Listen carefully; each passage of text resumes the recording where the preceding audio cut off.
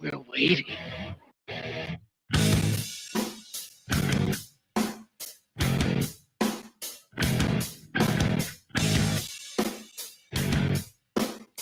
Well, welcome into the Rundown on Fox Sports Radio 1400. Congratulations, ladies and gentlemen. It is Friday. That means if you're easing out of that cubicle a little bit there, looking around thinking, man, is the boss going to leave early so I can get the hell out of here? Yeah, that's happening. It's happening pretty much all over the place. But if you're stuck in that cube or you're getting in your car and you're heading home, thanks for checking out the show today. Lots of things we're going to talk about,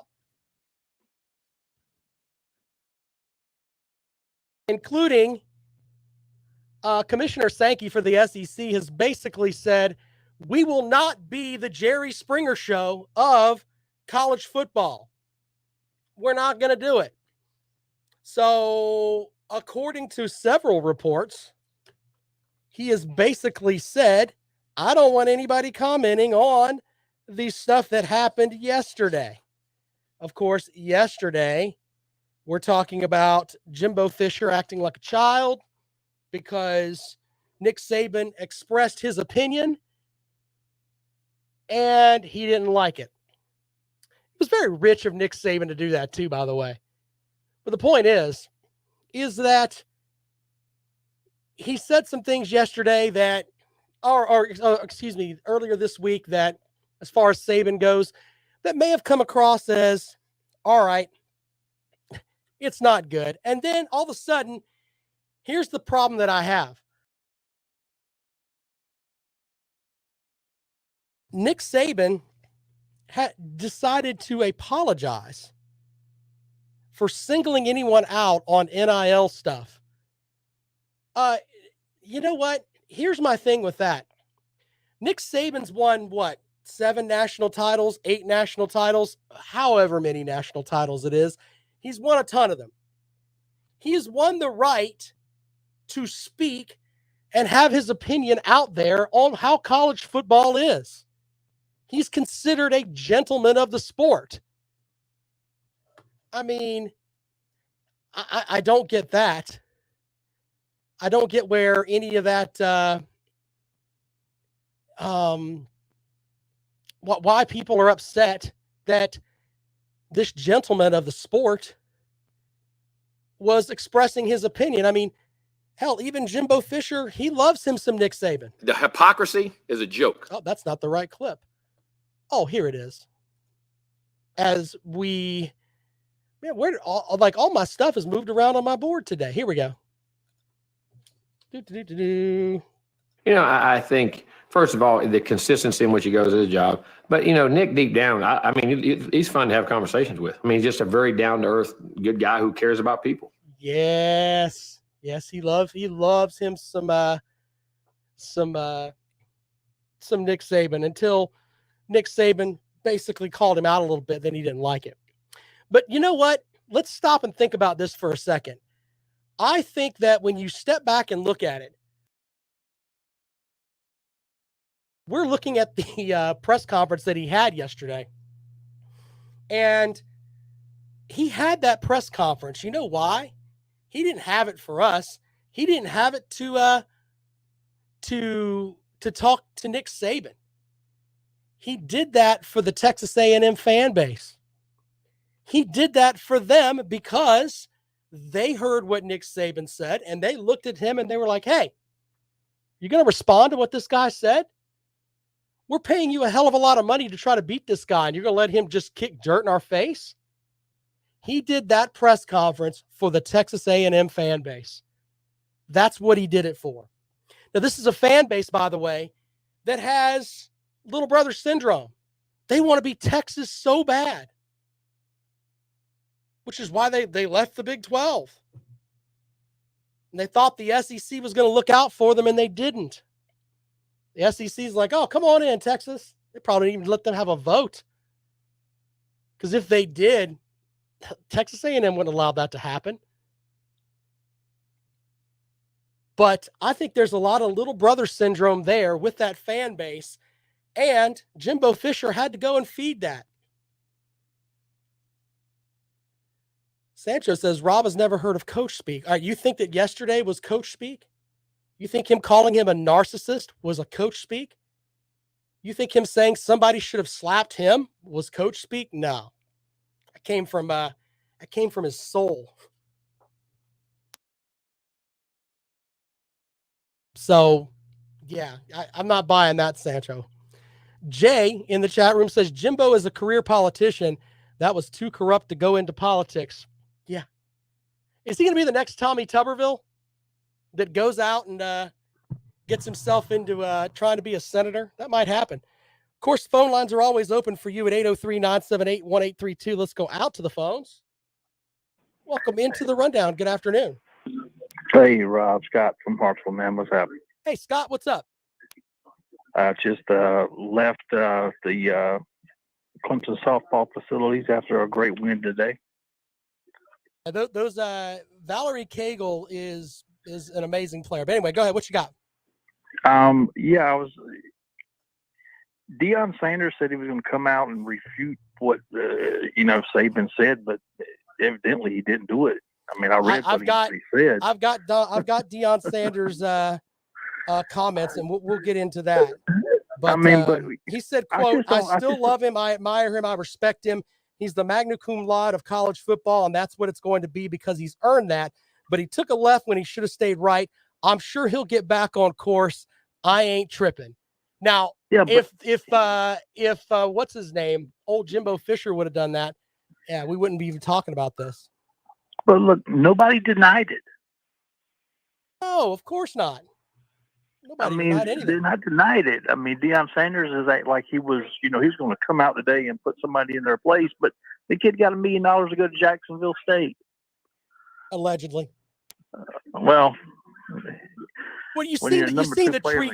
You seen the tweet from Travis Hunter, right? He said, "I got $1 million, but my mom lives in a 3-bedroom house with 5 kids." So, I mean, if he got $1 million, do you think his mom would be in a 3-bedroom house with 5 kids? Well, first you got to pay that tax on that $1 million. Okay, let's say he gets taxed at 50%.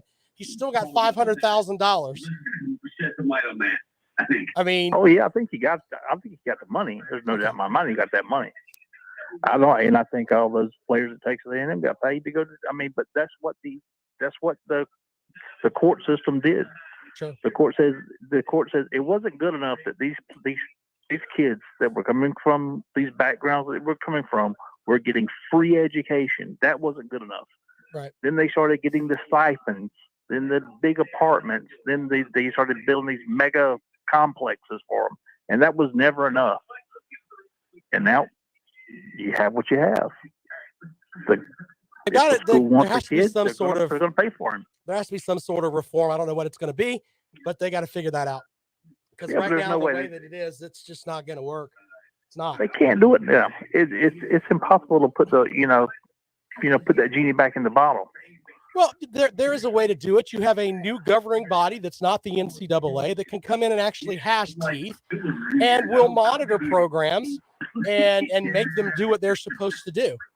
That's the way to do it, and tell them point blank, look, if you're caught cheating, if you're caught not following the regulations that we all agreed upon, guess what? You are not going to be able to participate in championships. We're going to forfeit wins for you, and you can go home. Yeah, but Southern Cal went to Pitt and said, we want you, their best player, come to us. We're going to give you this money, and he did. The NCAA says nothing. I understand that. That's why you have to get rid of the NCAA if you want to fix it. College football has to go out on their own. What are you going to replace them with? I mean, you're going to replace them with the commissioner of the SEC? No. The commissioner of the ACC?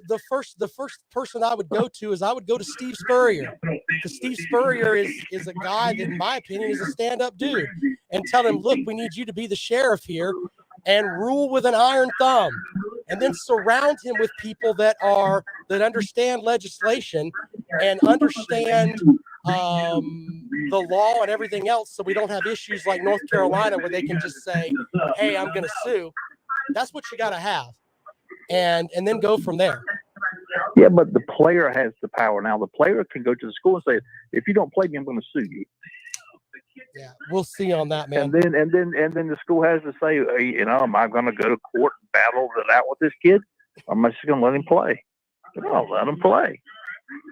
But that's sports, except for softball. I think Valerie Cagle signed a deal, didn't she?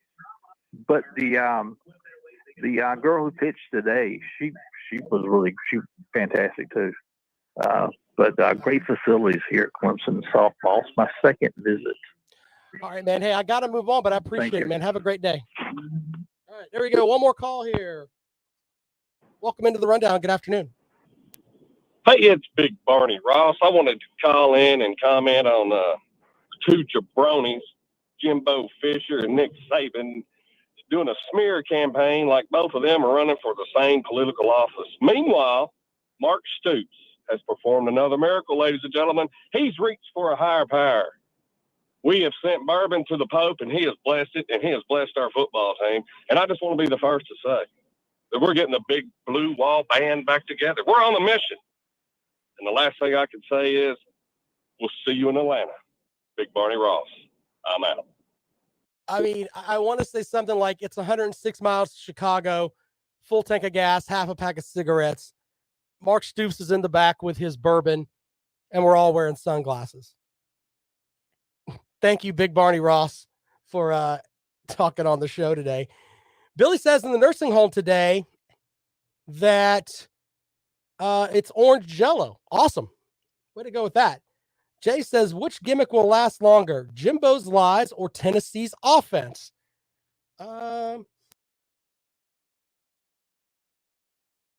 That's a good question. That might be the poll question for next week. We may put that up on the on Twitter at Rob Sounds Good. But I do want to put out there one final thing. Greg Sankey allegedly has put out a media gag order on the SEC coaches. Basically, he doesn't want them to talk about the incidents that happened, of course, with Jimbo Fisher and Nick Saban. And you know what? I kind of mocked that. I think I even titled the show, "The SEC is now a gulag," like a Russian gulag. Look, I kind of respect what he did there, because Lane Kiffin going on this morning on the Dan Patrick Show, it would have been open season, because Lane Kiffin truly doesn't care. Now, other coaches aren't going to say anything. You're not going to hear anything from Mark Stoops. You're not going to hear anything from Kirby Smart. You might hear something from Eli Drinkowitz. Nobody else is going to say anything. But putting that media gag on there and telling them, look, let's just let things calm down for a couple of days. I can kind of appreciate that. Don't make your conference look like it's the Jerry Springer show.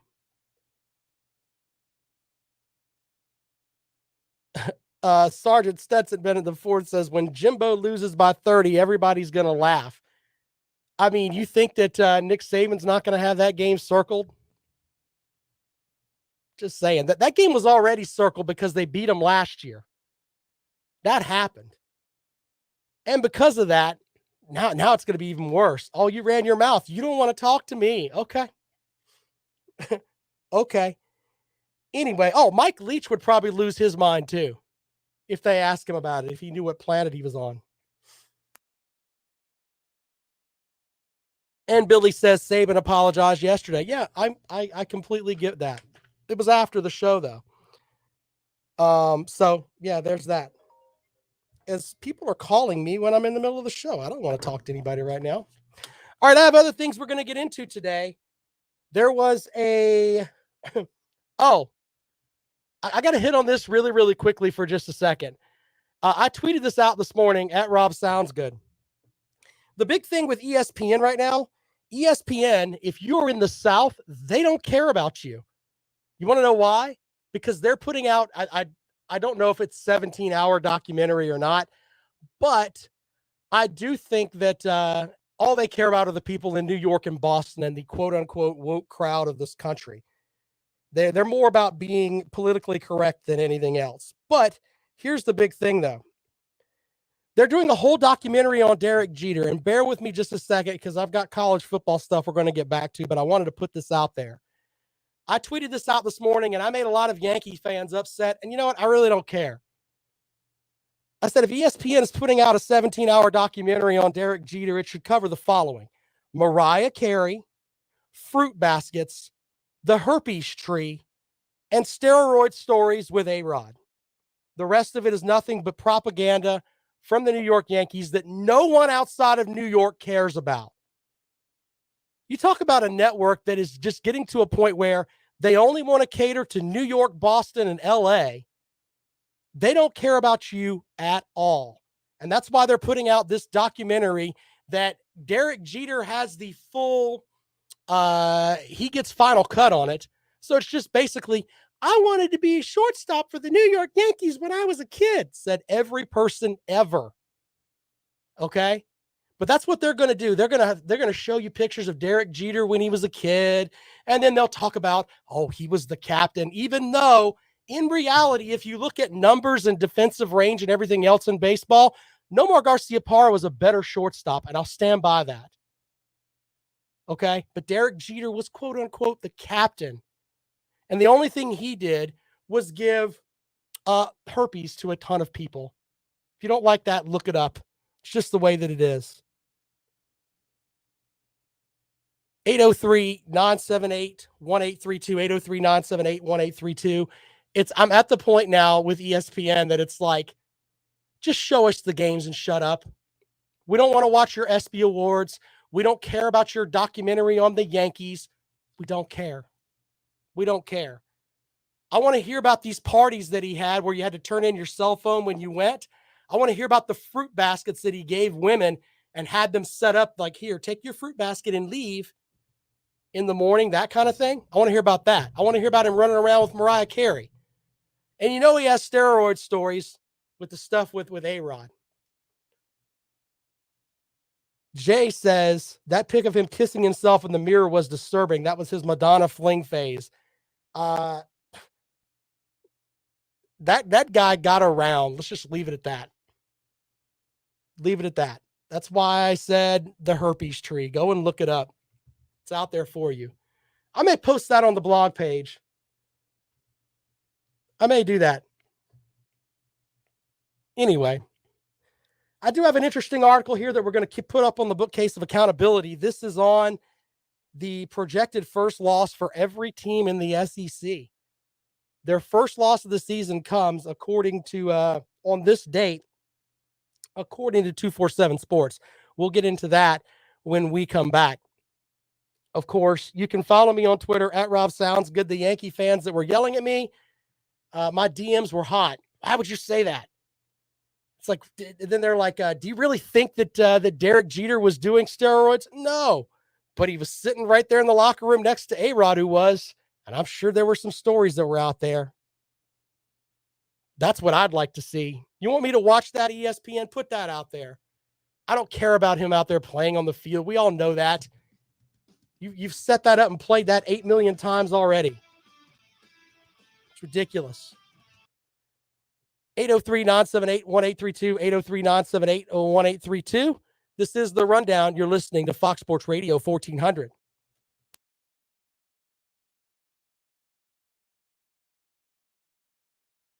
Look at that. We agree on something there, Sergeant Bennett.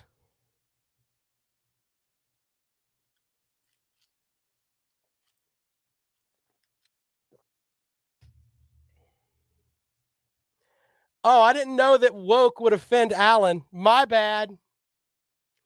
Look, I don't talk politics on the show, but when your job is to show sports, just show me the sports and the highlights. I don't really care about how people vote.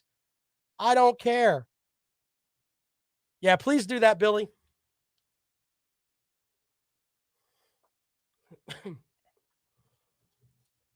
By the way, hold on. I've got this for you because I pulled it up earlier.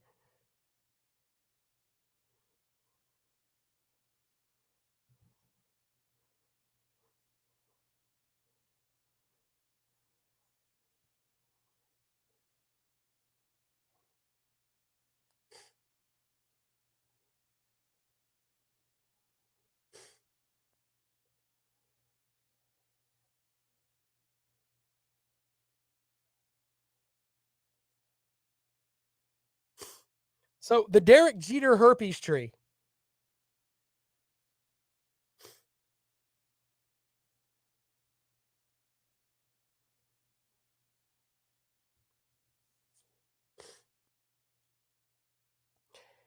Here's the list of people that Derek Jeter gave herpes.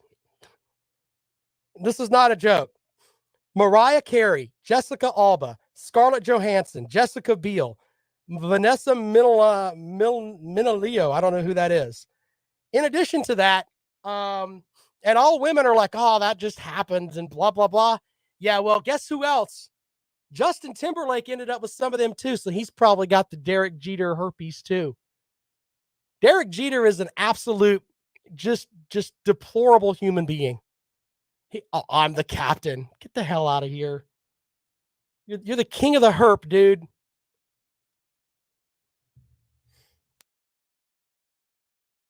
No, that was called the clap for you, Jay.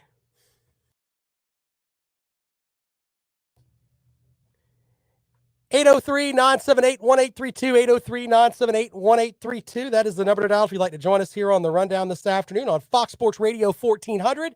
My name is Rob Sanders. You're always welcome to join us, 803-978-1832.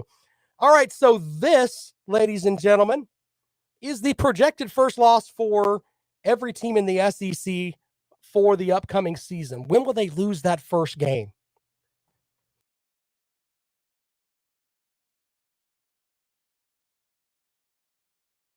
As I'm still hacking. All right, Vanderbilt.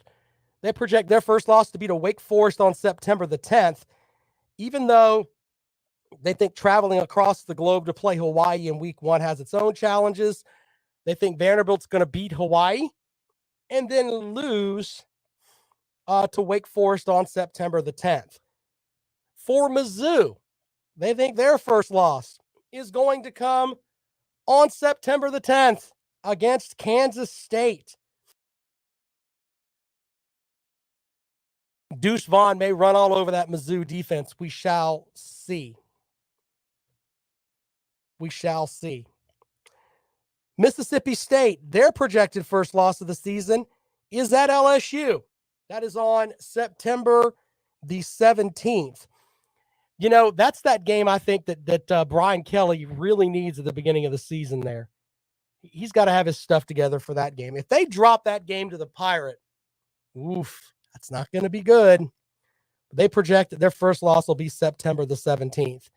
For South Carolina, they think the road trip to Arkansas at the beginning of the season on September the 10th will be the first loss of the season. Look, I think that we've been hearing a lot about Arkansas and all the great stuff that Sam Pittman's doing down there. I mean, yeah, Sam Pittman and that team, I think, overachieved last season.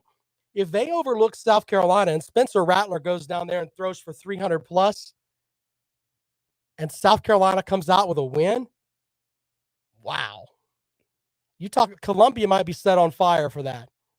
Not like literally on fire, but the fan base will be amped up for that.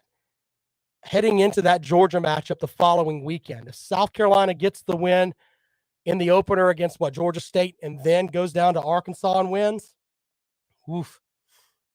I mean, it'll be a huge, huge matchup with the Georgia Bulldogs. Ole Miss, they think their first loss will be at Texas A&M on October the 29th. So, in theory, by Halloween weekend, they're thinking that Ole Miss is going to be perfect heading into that weekend. Of course, this is coming off a trip to LSU, and they're on the bye that next week. Wow, we'll see. Undefeated by then. Okay. They've got Arkansas losing their first game October the 1st against Alabama. Yep. I mean, okay. We'll see about that. I don't think they need to overlook South Carolina. I really don't. They think Kentucky's first loss of the season is going to be at Ole Miss on October the 1st. I wonder how that's going to work out with old Stoops and Kiffin squaring off. They think Texas A&M's first loss of the season is going to be September the 24th against Arkansas. And I love the write-up here. Even before Arkansas won last year's matchup between these two teams, the Razorbacks have been giving the Aggies trouble for a while. So, yeah. And they think that's going to continue in 2022 in AT&T Stadium. Tennessee, now, let me make sure I put this out there because I don't need folks from the nursing home calling and yelling at me right now. I've actually said on the record that I think that Tennessee's going to beat Florida this year. But according to 247 Sports, they think that Tennessee's first loss of the season will come to the Florida Gators. I think Tennessee has a better I think the Florida game is going to be easier than the Pitt game, to be honest with you. I think they can be it's going to be tougher to go to Heinz Field and beat Pitt than it is going to beat Florida this year. But they're not feeling that with the 247 Sports folks. Auburn and Penn State on September the 17th. They think that the Penn State will get the win over Auburn to give them their first loss of the season. I tell you what, that's a great non-conference matchup. Man, the Big Ten folks want that so bad. They want to look, man, we can compete with those guys. You know, that's how they feel up there in the land of corn. Yeah, chat room's lighting up about that. Oh, yeah, Florida. That's what they think Tennessee is going to lose to first, is to Florida. I didn't say that. That's what the article said. I just thought it was interesting. Florida, they think their first loss of the season is going to be to Kentucky on September the 10th. Man, all right. I don't even know where to go with that, but okay. And then LSU, their first loss they think is going to be at Auburn on October the 1st. Man, are we getting to a point now where people have more higher thoughts for what's going on at Auburn than they do for what's going on at Florida? Interesting, to say the least. They predict that Georgia is not going to have a loss. And you know what? I kind of agree with them. Toughest game on the Georgia schedule is that opening game with Oregon. They're favored by 17 points. As long as Stetson Bennett doesn't come out there and throw interceptions, I think that Georgia, with the stuff they've got coming back, they could be really good. And that SEC least schedule that they've got, and Auburn, the fact that Auburn's down. I mean, is anybody really going to challenge Georgia? Can you really pick a game on that schedule where you say, you know what? I think that team has a legitimate shot. I mean, I guess you could sit here and make an argument and say, you know what? Dan Lanning kind of knows what's going on with Georgia. He knows all the players. He helped recruit all those guys that are there. He knows how Kirby Smart is. He knows the tendencies of the program. It'll be the first game of the season. You can throw all of that into the mix. And that's fine.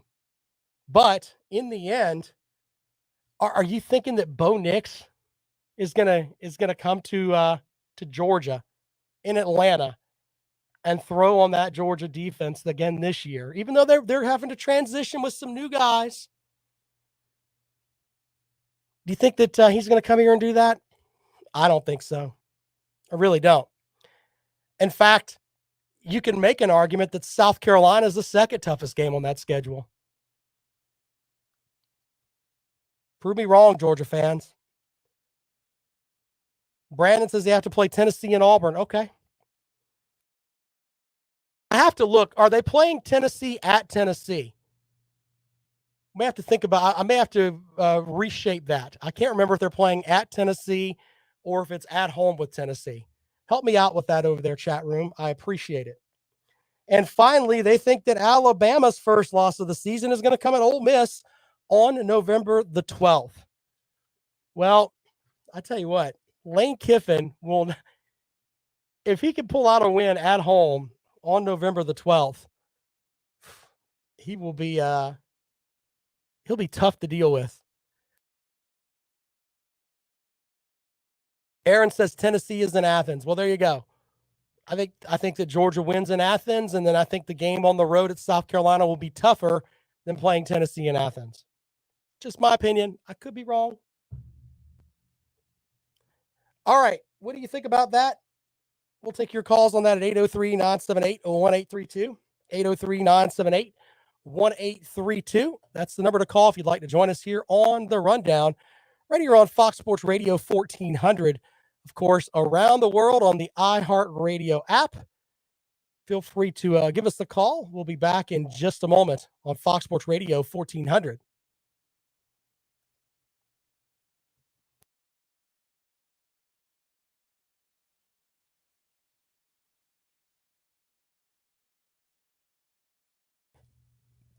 You think Kentucky on the road for Georgia will be tougher? Okay. I mean, that's fair, Aaron. I didn't realize I didn't realize they were playing at Kentucky too. So you might be right.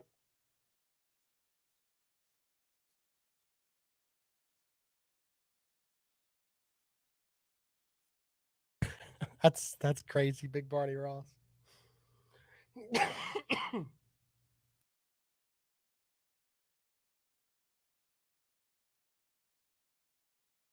Are you comparing Alabama to NC State? Or excuse me, are you comparing Georgia to NC State there? Is that what I'm hearing there? Maybe I'm being silly here, Brandon.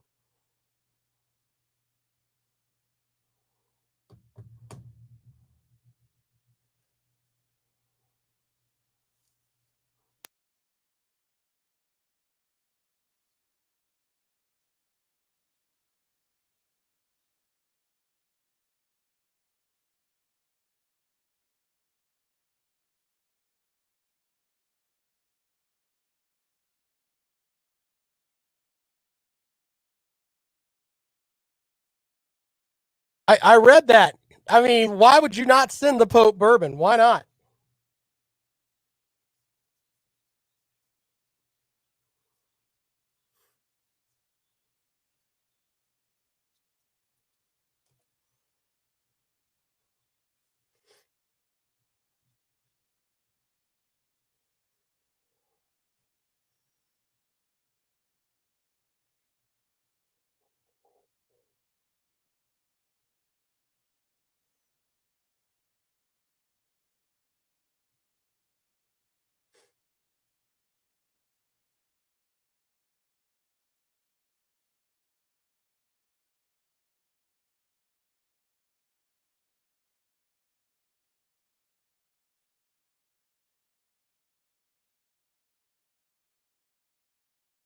Yeah.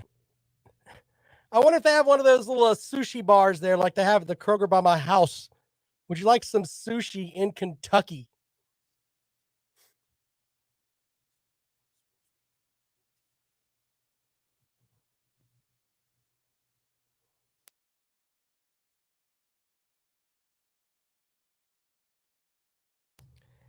Eight zero three 978-1832.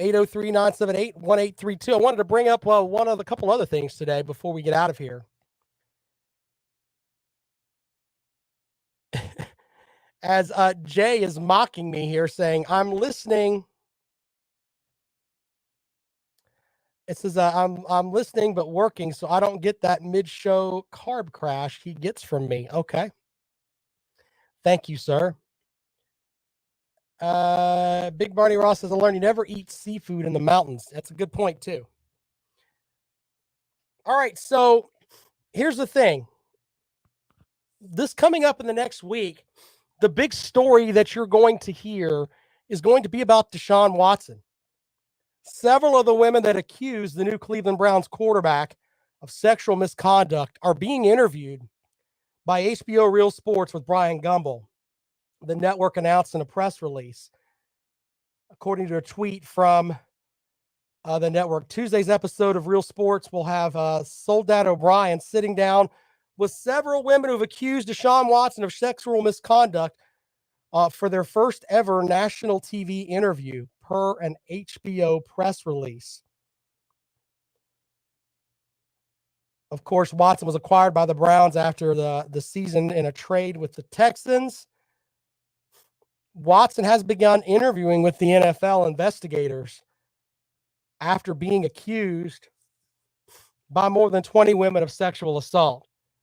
You want to know the crazy thing, though? His contract that he signed with the Cleveland Browns, the most that he can lose out of the $200 million, $230 million, even if he gets suspended, the most that he can get taken away from him is $1 million out of the 230.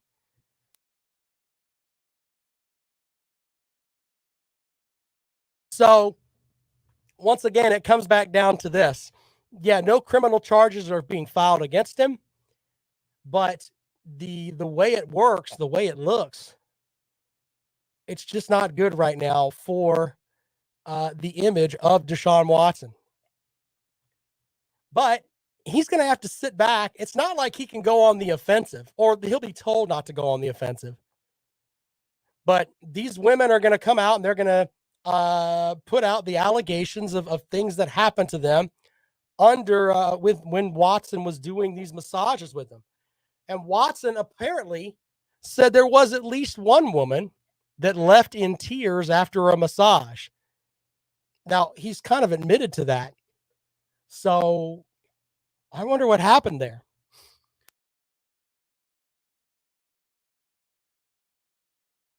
What a mess that turns out to be. 803-978-1832. But you know what? He may get suspended 8 games this season. He may. The NFL may come to him with that and say, you know what? You tarnish the shield. That's the term that the commissioner will use. And he'll serve his 8-game suspension, and he'll go do some public service stuff, and all of this will probably be forgotten. He's going to have to sign a check. Levon Kirkland joined us in studio about a month ago, and we asked him about that. And he said, with Deshaun Watson, his advice to him, and this is a guy who played in the league for 11 years, sit down, shut up, and pay. That's pretty much what it boils down to right now. It's a mess. All right, 803-978-1832. 803-978-1832. Buckeye John just sent me a message. Hold on, we'll read this. Normally, if this is another message about Ohio State is awesome, Ohio State is cool, even though they're in the Big Ten, Ohio State is awesome. He says, have you ever heard of any stories of how Watson was with women in college? He goes, I personally think the guy just has an ego and likes to get laid. You know, you might be right. You know, up at Clemson, and I think this is the way it is with a lot of college towns. I mean, when you're the big fish in a pond up there, I'm not saying I know anything about how Deshaun Watson was with women. I don't know. I do know that by the stuff that came out with the Instagram stuff, you know, it's very weird when, if you want a massage and you're getting, and look, I understand when you're an NFL player, you're going to need massages to take care of your body. There's a science that's to that. But Houston is a big city. When you are flying people in from Atlanta and the people that you're talking to on Instagram are beautiful female massage folks, it's not like he was just looking for, the best massage. He wanted a massage from a beautiful woman. That's out there. It's in the Instagram chats that we've seen. So it's a mess. Big Barney Ross says, my advice is for Watson to get a hold of Dennis Rodman so he can learn how to be freaky and not get caught. Dennis Rodman was doing his thing. Yeah, you're right about that. Right about that. I just think that the image that Deshaun Watson had when he left Clemson was, this is an all-American guy. I mean, he did work with Habitat for Humanity and was just considered a beacon of the Clemson Tiger Paw, and everyone loved him. I mean, and this guy was on, the Wheaties box and everything else. He goes down there and he's teamed up. We've got JJ Watt down there, and they're Houston was really good for what, a season or two? I can't remember. And then all of a sudden the bottom falls out. There was the whole thing where he had there was some Instagram photos put out where he was hanging out with a porn star. And, she took some pictures with him or whatever. And people were shocked by that.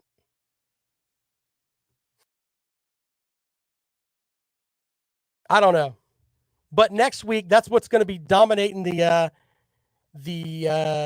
sports talk world. A lot of it's going to be Deshaun Watson and what these women have said. All right, 803-978-1832, 803-978-1832. I will not read Billy's comment on the air because it's very rude. Just leave it at that. I do agree with Big Barney Ross about getting with Dennis Rodman. And you know what? I think that, and everybody feels this way, if Deshaun Watson was doing things with these women that he shouldn't have been doing, he should be held accountable for it. I think a lot of it now comes down to there's a portion of our society that wants to be Instagram famous. That's what they want. And hey, if they can do it and they can I just think that putting that stuff out there on HBO is just like, wow. I mean, what do they benefit from that? Is that going to help them in their civil suit? I don't know. It's a big sandwich that we all don't want to take a bite of, but we're going to see that next week. All right, 803-978-1832, 803-978-1832. So no doubt if you'd like to join us here on the rundown. Last night, South Carolina's baseball team got popped by Florida, but they did qualify for the SEC tournament because Mississippi State lost. Man, a tough season for Mississippi State this year. But the Gamecocks will be playing in the SEC tournament. Clemson won yesterday in baseball. They beat the pants off of Boston College, the worst team in the ACC. And I think they're playing right now. I'll get you a scoreboard update when we were done. So we'll get into that when we come back. This is The Rundown. You're listening to Fox Sports Radio 1400.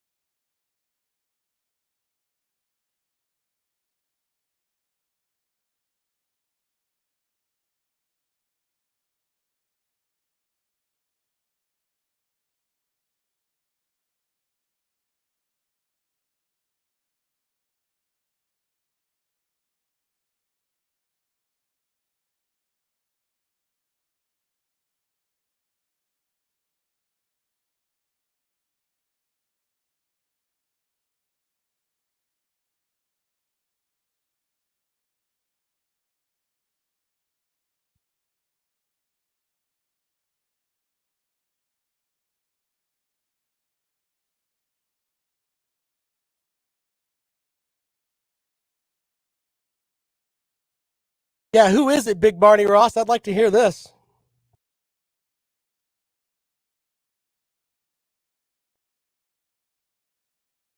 Yeah, we don't have a show tomorrow, Billy, so thanks for that.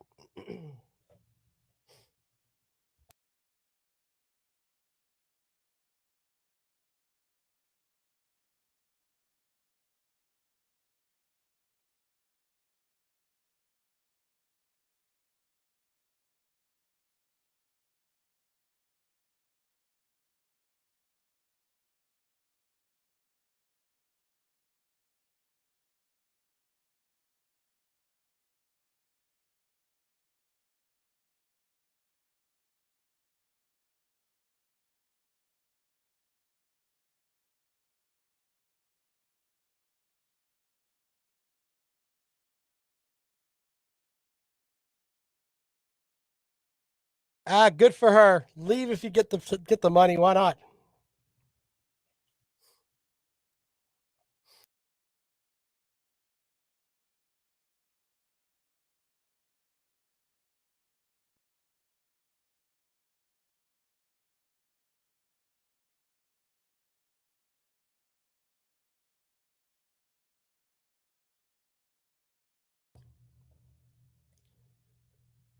Final segment of the rundown this afternoon on Fox Sports Radio 1400, around the world on the iHeartRadio app.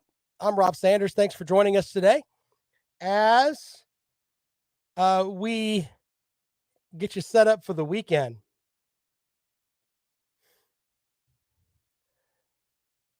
803-978-1832. 803-978-1832. Let's go out to the phones. Welcome into the rundown. Good afternoon. Rob, it is Pagan. How's your Friday going? Going, man. How are you? You jacked for the weekend? I'm great. Listen, I was stuck in traffic this morning. Got caught right next to or right in a school zone actually, and I actually thought about you, man. There was a group doesn't the court order say you can't go near the schools? Very good, sir. Very good.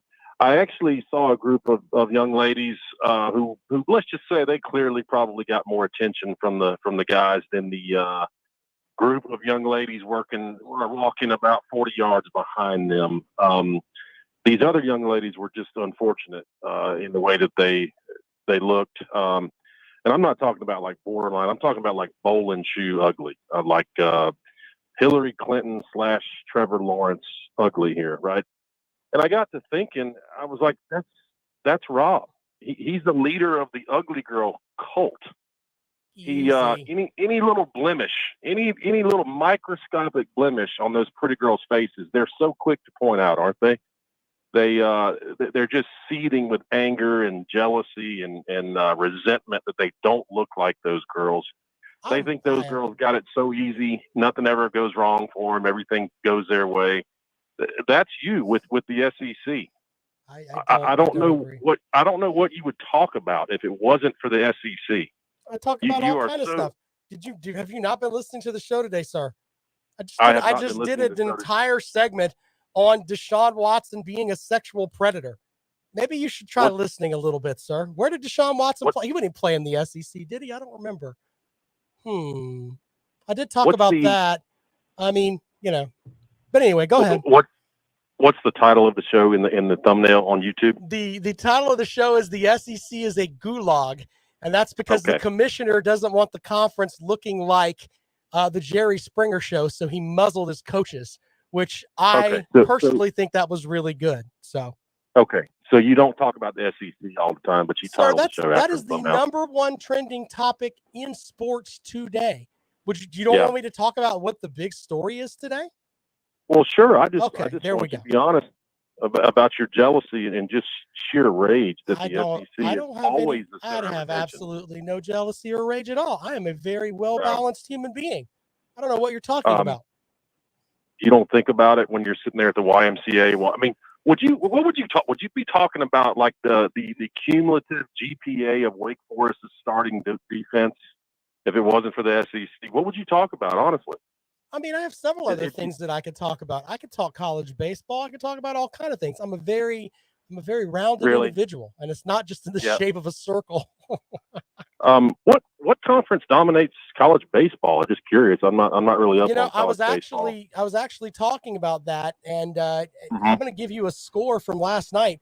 Tennessee beat, what was it, Mississippi State, 22-2 or something like that. So they got a 2-point conversion, I guess, and then they gave up a safety, I guess is the way that boiled down. I don't know what Tennessee's doing on the baseball front, but they've got that figured out.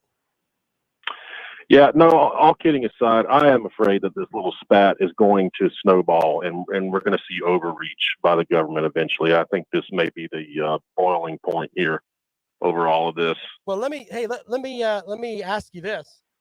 I'm of the opinion that anything that you get where the government gets involved, it's not going to be good. And if the government tries to get involved with college football, I mean, I won't have to talk about the SEC. They'll turn it into the Mountain West. That's what it'll all end up looking like. Yeah, it'll turn into flag football among all other things, which your conference isn't far from that now, but it'd be a huge deal for us. I will say that. Maybe you guys could get good at, like, I don't know, jacks or something, because that's what's going to happen. If the government gets involved with college football, we're going to have to find something else that we enjoy, because they will kill college football if they get involved. I truly believe that. I don't have any doubt. I really don't. It's a scary thing, and it's never been as messed up as it is right now. Would you agree with that? Yeah. I mean, you and I spar back and forth, but I think you and I agree that the way things are right now with NIL and the transfer portal, and the fact that we just don't know what the rules are. I mean, we really, really don't. They put out some guidelines, but in the end, okay. I mean, we don't really know. We don't have, and that's why I was talking about earlier. I think we need to have an entirely different organization that does nothing but take care of college football. I recommend Steve Spurrier to run it right now and surround him with great lawyers, because you're going to need it, because there's going to be people that are going to sue. Yeah. I think that's kind of the way that it has to go, and rule with an iron thumb. Have everybody get together, come up with the same rules, and everybody has to follow them. The only problem with Spurrier running it is he would quit right in the middle of it. 43-18, sir. That's solid. All right, one more call. Welcome into the rundown. Good afternoon. All you do is talk about the SEC. I don't understand why you would talk about what 90% of your audience is interested in. It makes no sense to me. I guess for the feeble-minded, obvious concepts are too much to grasp. Everybody cries about Roger Goodell, but that is what college football needs. Somebody to make the decisions, and there ain't no arguing. Would you agree that Steve Spurrier would be a guy that would make a lot of sense, and just surround him with good attorneys? You're not going to find a Georgia fan that wants Steve Spurrier involved in college football. I understand. I'm trying to get you to look as a college football fan, sir. Yeah, well, I don't. Well, regardless of who they pick to do it, they need to be given, like you said, actual, real authority, and that's it. There is no crying and saying, "Well, we're not doing that," and there's no 2-year-long investigations. That definitely needs to happen. So, thank you for your time. Appreciate it, sir. Have a great day. One more call before we get out of here. Welcome into the rundown. Go. Hey, well, how you doing, my friend? Hey, man, how are you? Hey, well, I got something to say about this. I don't think this is going to be Alabama forever. I think he's going to get at some point, so he won't give up with another coach, Yeah, that's true, man. Hey, I got to go, man. The show is over, but I appreciate it. You have a great weekend, okay? You do. All right, there you go. Jam-packed show today. We appreciate everyone calling into the program. Of course, follow me on Twitter this weekend. I'm at Rob Sounds Good. I'll be tweeting about baseball, because that's going on. My Atlanta Braves being a joke right now. Absolute joke. They're like 8 games out of first place. That's when I check the standings. It's pretty much right around Memorial Day. If you're within 5 games at Memorial Day, I think you might have a shot at a season. Braves are 8 games out right now, and they're not very good. They got to figure that out. All right. Anyway, I'm on Twitter at Rob Sounds Good. Podcast will be up at 5 o'clock this afternoon. You can download, listen whenever you want. You can tweet at me at Rob Sounds Good. Clemson Sports Talk is next. We'll be back at it on Monday. This is Fox Sports Radio 1400. All right, I appreciate you guys, man. Well, Condoleezza, that's a very good suggestion there, buddy. Josh Pate would be good too. Yeah, solid. We'll see you guys later on, man. Thanks a lot.